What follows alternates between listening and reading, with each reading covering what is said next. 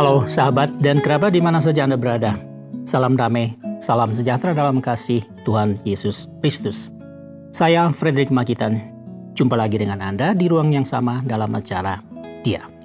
Nah, sahabat dan kerabat, kita masih berada pada satu tema besar, ini tentang kerajaan Allah dan semua hal yang ada di dalamnya, atau yang kita kenal dengan etika kerajaan Allah.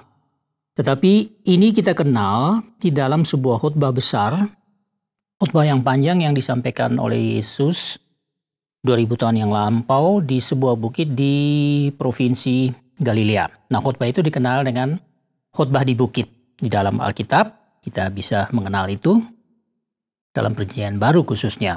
Dan sampai sejauh ini kita masih berada pada bagian pendahuluan dari 3 pasal yang cukup panjang ini tentang khotbah di bukit yang dituliskan atau dilaporkan cukup detail oleh Matius, salah satu murid Yesus, salah satu dari 12 murid Yesus yang menulis kitab Injil Matius. Juga disempurnakan oleh Lukas ya. Dia bukan termasuk 12 murid, tapi dia juga adalah seorang penulis kitab Injil. Nah, jadi kita masih berada pada bagian pendahuluan dari khotbah di bukit yang panjang ini. Dalam bagian pendahuluan ini kita masih ingat bahwa ini dikenal dengan ucapan bahagia. Karena ada 9 ucapan bahagia yang keluar dari mulut Yesus di dalam bagian pendahuluan ini. Berbahagialah kamu, dan seterusnya.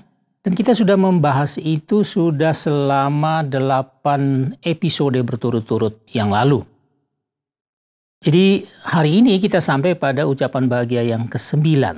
Ini pada bagian pendahuluan ini. Dan ini merupakan ucapan bahagia yang terakhir untuk menutup bagian pendahuluan ini sebelum masuk di dalam konten yang sebenarnya dari khotbah di bukit yang cukup detail yang akan kita bahas satu persatu juga.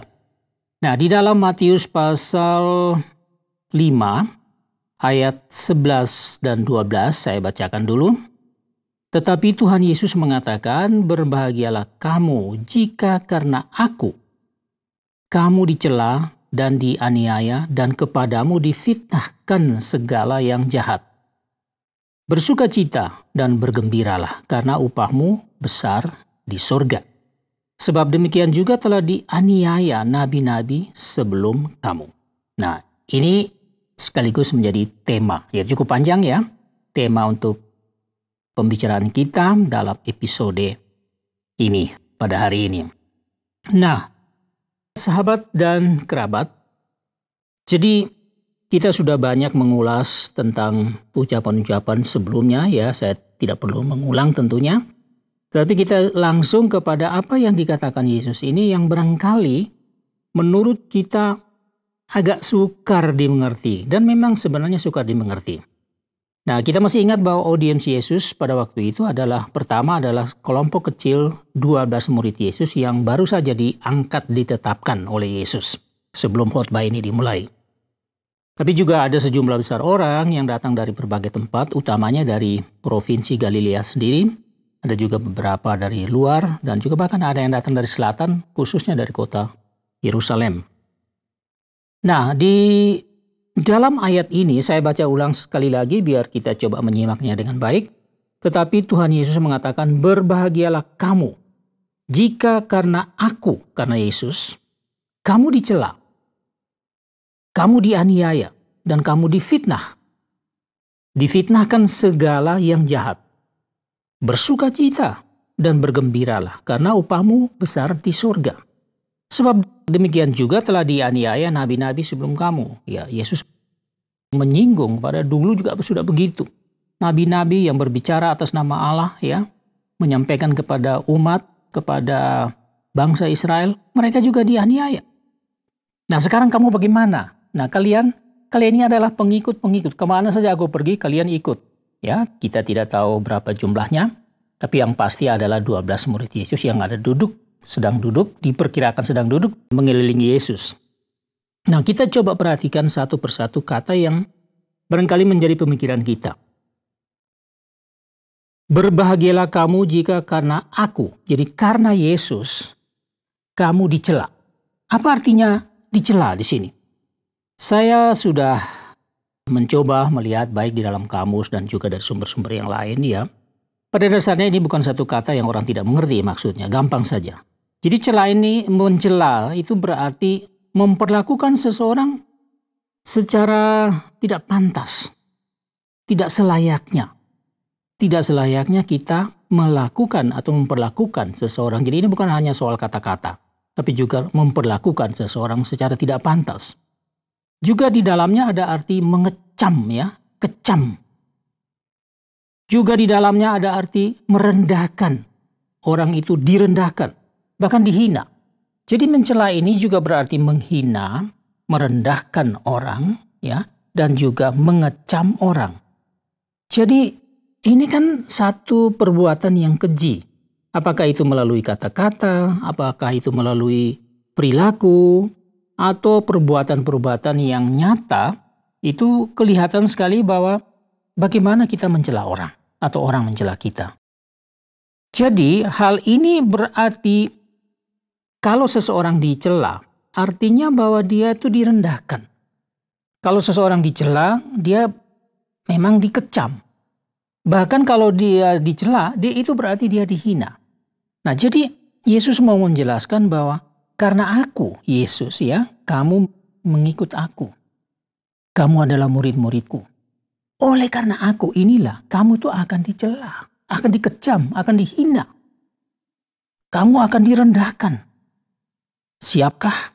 Nah, ini Yesus mau mengingatkan mereka. Hal ini akan terjadi. Mungkin tidak lama lagi. Lalu memfitnah. Kita tahu bahwa memfitnah itu ya gampang saja mengerti. Itu menjelek-jelekan orang. Berbicara tentang kejelekan orang lain. Padahal itu salah. Jadi orang tidak berbuat sesuatu yang salah, yang jelek, yang jahat. Tapi dia bercerita tentang orang itu melakukan hal itu. Jadi ini ada kebohongan yang paling besar di dalamnya. Tapi sekaligus untuk mencelakakan seseorang. Jadi memfitnah ini menjelek-jelekan orang tentang satu perbuatan yang perbuatan tercela maksudnya. Tapi sebenarnya tidak benar.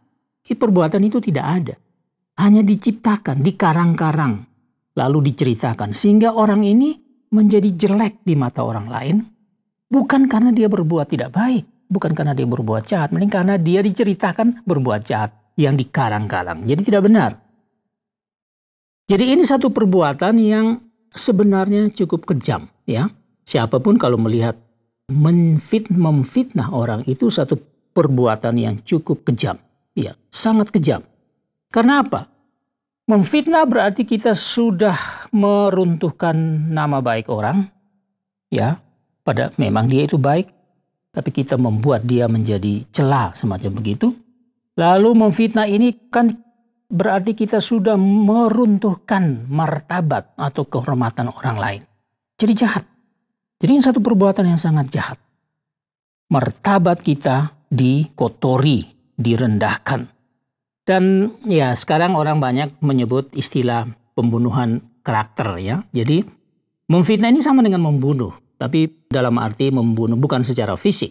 Tapi membunuh karakter. Jadi orang ini punya karakter yang baik, tapi dibuat atau dikarang-karang dibuat menjadi jahat. Jadi siapa yang melakukan ini luar biasa kejahatannya.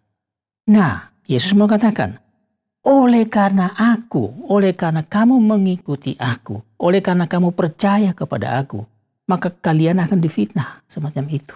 Akan difitnah. Nah, luar biasa kan? Apakah siap? Apakah kalian siap? Siapkah kalian untuk difitnah? Ya, karena kalian mengikuti Yesus. Kalian mengikuti aku, Yesus. Kalian difitnah, dikecam, dikotori martabat, dibuat rusak nama baikmu. Siap atau tidak? Saya bisa membayangkan ya, bagaimana mereka mendengar perkataan Yesus. Oh begitu ya, kita sedang ikut Yesus. Lalu kita harus siap untuk difitnah semacam itu. Tapi lebih dari itu masih ada. Jadi belum cukup nih. Dianiaya. Jadi menganiaya ini sama dengan kita seseorang menganiaya orang lain sama dengan dia menindas, ya, menyiksa orang, menyengsarakan orang lain. Jadi si orang itu disiksa, orang itu disengsarakan, orang itu ditindas. Ini bisa secara fisik, tapi juga bisa secara psikis. Jadi secara fisik orang itu dianiaya. Ya, apakah dipukul, dicincang, diiris-iris lah, bagaimana yang sangat-sangat kejam itu bisa terjadi secara fisik. Tetapi juga secara psikis bisa bahwa orang itu disiksa secara batin. Jadi dia akhirnya menderita luar biasa secara batin. Ini adalah penganiayaan, ya. Jadi ini semacam psychological persecution. Jadi penganiayaan secara psikis. Luar biasa ini. Jadi sekarang Yesus mau katakan begini, semua perbuatan-perbuatan kejam ini akan kalian rasakan hanya karena aku. Nah, saya membayangkan kalau saya ada hadir di situ, ya, hadir di ruang di tempat itu, mendengarkan khotbah ini, kan saya mengikuti Yesus ini dengan punya pengharapan yang semuanya baik, kan? Hidup berubah menjadi lebih baik, ya. Sekarang di bumi ini dan juga di surga akan menjadi seorang yang baik lah. Pokoknya ada peningkatan hidup. Tapi kok sekarang Yesus menantang dengan mengatakan justru sebaliknya. Nah, apakah siap atau tidak? Nah, yang sedikit membuat kita atau orang-orang pada saat itu mungkin berpikir ada kontradiksi yang besar. Kalau kalian dicela, kalian difitnah, kalian dianiaya, berbahagialah. Berbahagialah. Bahkan bukan cuma itu. Bersukacitalah. Bergembiralah. Ini 3 kata dipakai oleh Tuhan. Berbahagia, bersukacita, bergembira. Kalau kamu itu dicela, kalau kamu itu difitnah, kalau kamu itu dianiaya, berbahagialah, bersukacita, bergembira. Tapi kenapa? Kenapa orang dalam kondisi semacam ini bisa bersukacita, bergembira, bisa berbahagia? Ini Yesus sudah katakan. Karena apa? Karena upahmu besar di sorga. Wah, apakah ini enak? Ya enak. Kedengarannya enak sekali. Tapi orang kan tidak berpikir begitu jauh nanti di surga. Sekarang ini kami sedang dijajah oleh kekaisaran Romawi yang kejam. Bagaimana upah itu?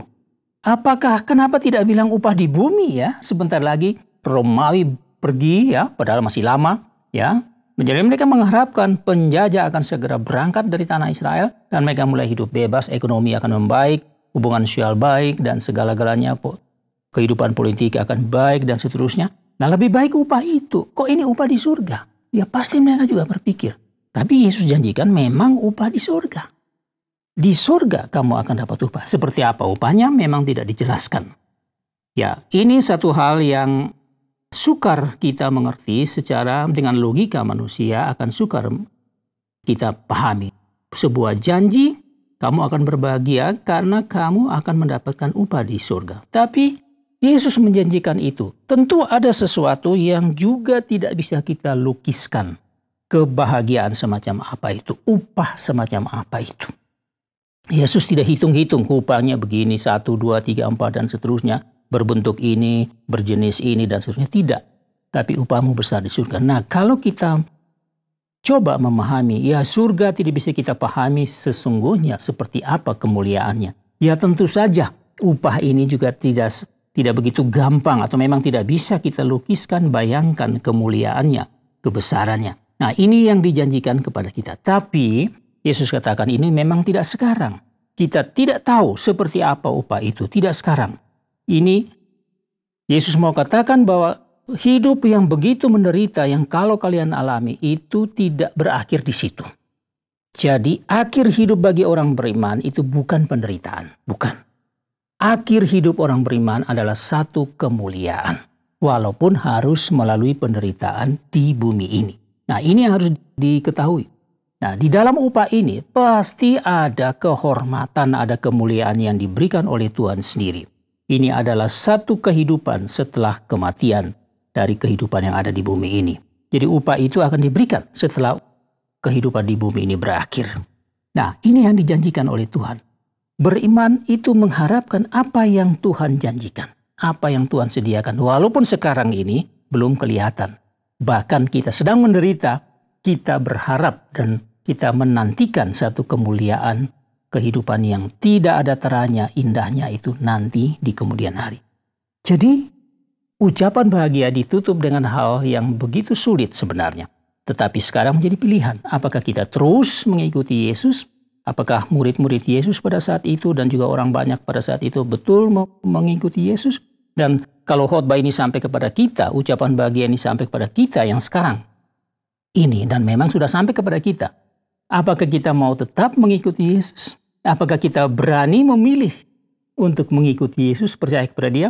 Tapi itulah pilihan yang terbaik, yaitu terimalah Dia sebagai Tuhan dan Juru Selamat dan ikutilah Dia kemanapun Dia pergi, taat kehendaknya, upahmu besar di surga. Demikian berita dan pesan untuk kita pada hari ini. Semoga ada satu sentuhan surgawi buat kita, buat Anda, juga saya pada hari ini.